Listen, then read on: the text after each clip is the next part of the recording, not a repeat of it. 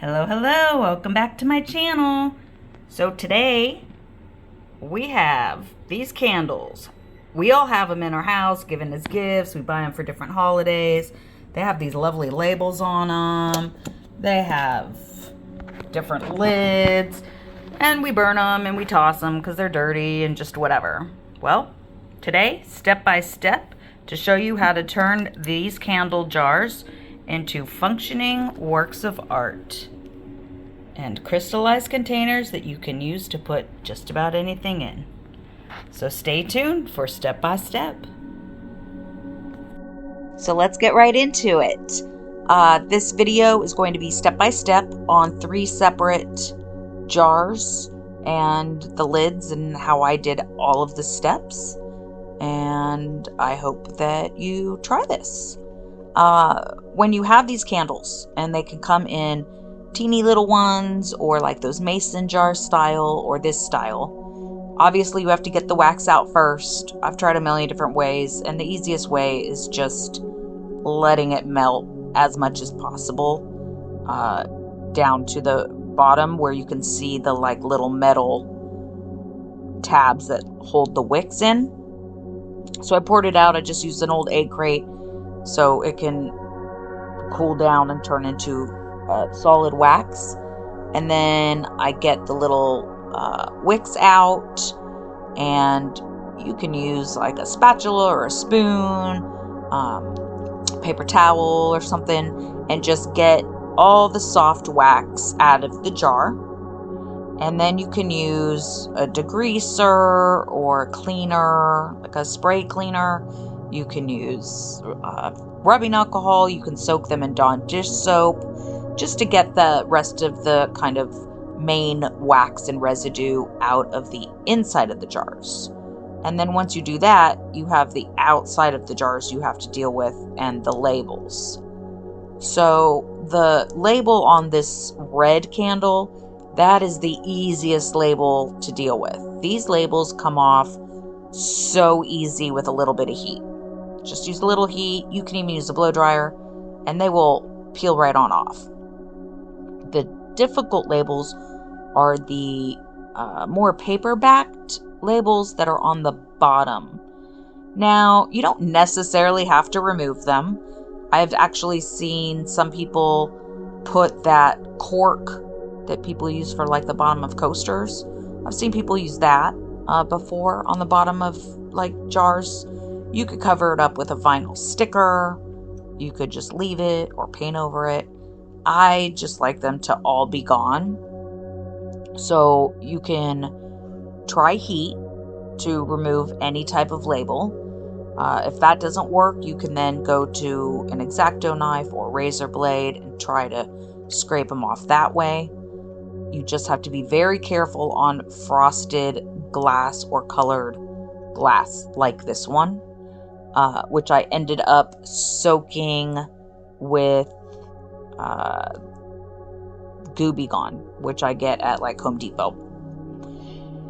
And then once you end up getting all the labels off the jars, you can really like soak them overnight and just get them as clean as possible.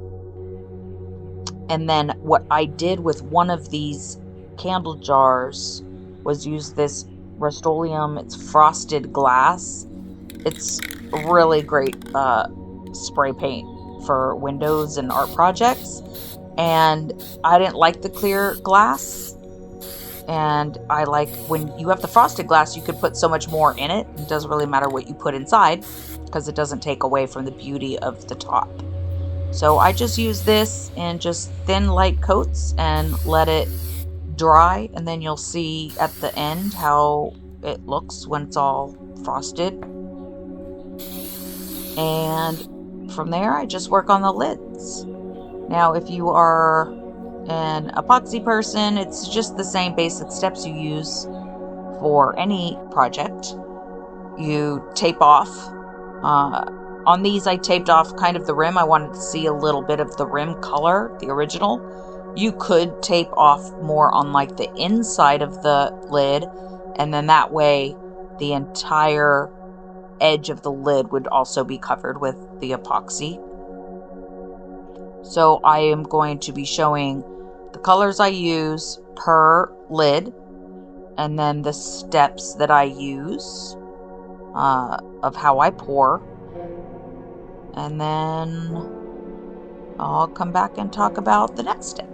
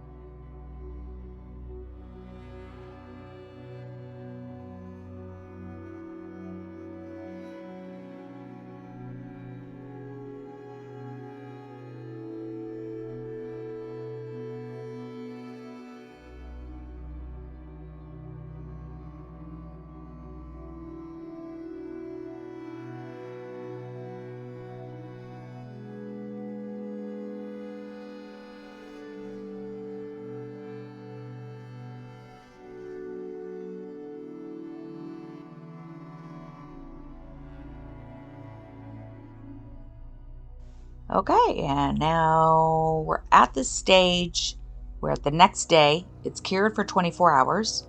You can stop right here. These make beautiful lids, just like this.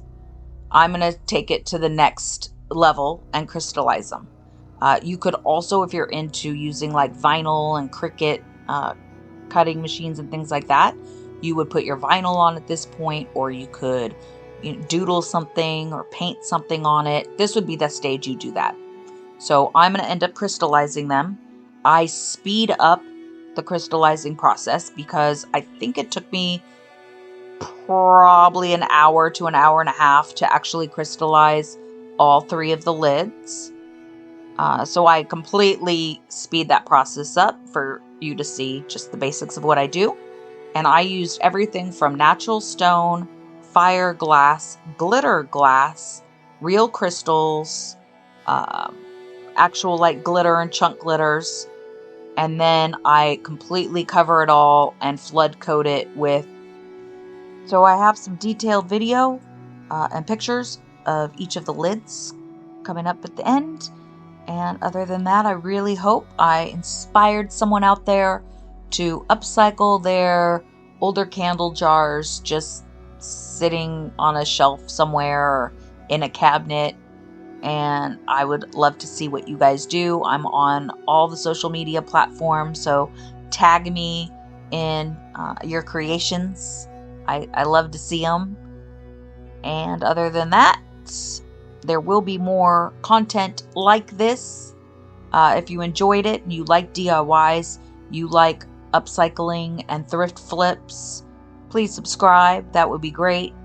Hit that thumbs up button for me and leave a comment, maybe of different ideas that you want to try or would want to see me try. I still have a bunch of candles kind of laying around that I come across. Even the candle I used in the beginning of this video, eventually I will have that jar to use. So I will see you on the next one. All right, bye-bye.